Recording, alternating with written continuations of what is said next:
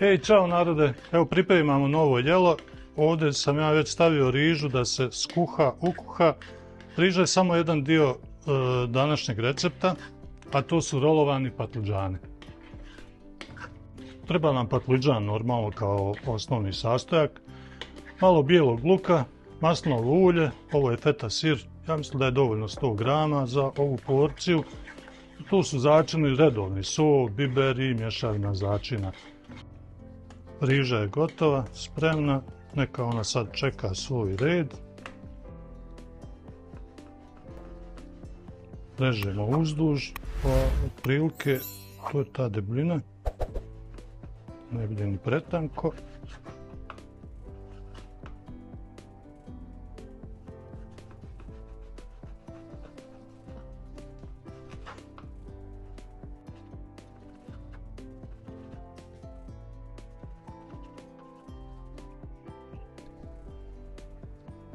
Moramo isjeckati sitno i bijeli luk.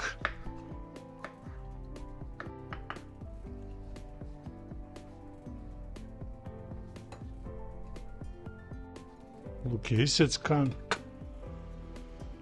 Dodamo maslinovo ulje.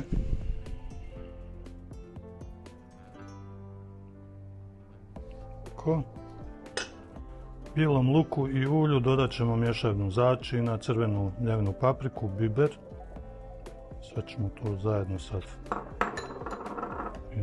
miješamo. Sad patlidžan treba poredati po tepsiji.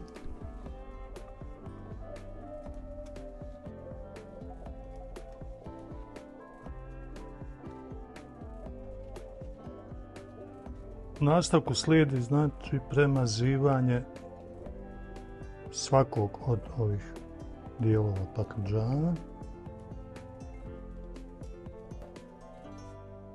Još jednom da ponovim, ovo je ulje, bijeli luk, mješavina začina, crvena paprika, biber, eto, to je osnovno za ovaj dio.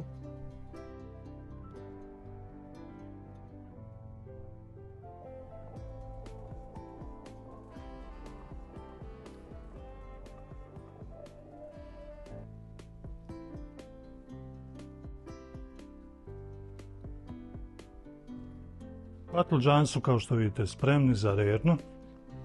Sad je njih potrebno staviti na 200 stepeni 20 minuta da to fino sve omekša i budu spremni za rolanje.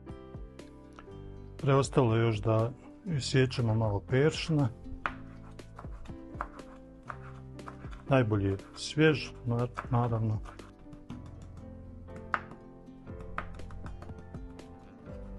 Dodat ćemo peršin, feta siru.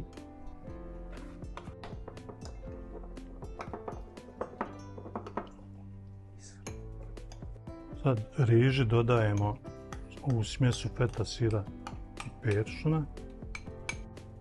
Tako, ovo sve radimo dok su patlidžani u rerni.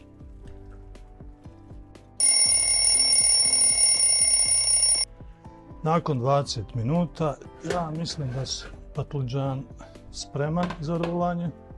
Samo da provjerimo da li je to tu. Jeste, to je to. Sačekat ćemo da se ohladi.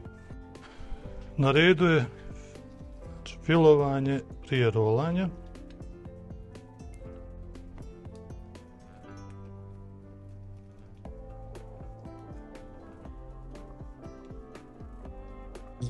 Ovaj postupak ponovite na svakom dijelu patlidžana prije rolanja. Riža je na patlidžanima, što bi rekli naši dragi Kinezi, ovo su pravi patlidžani, riže super puno ima. Evo ovako se rola.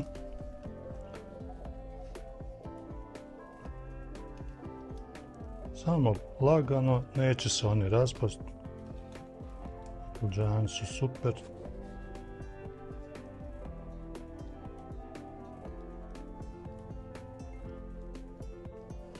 Nije uopšte teško, malo samo strpljenja da se to sve fino obavi, onda kad se sjedne da se večera ili ruča, onda je druga priča. Sad ćemo to fino sve na tanjir.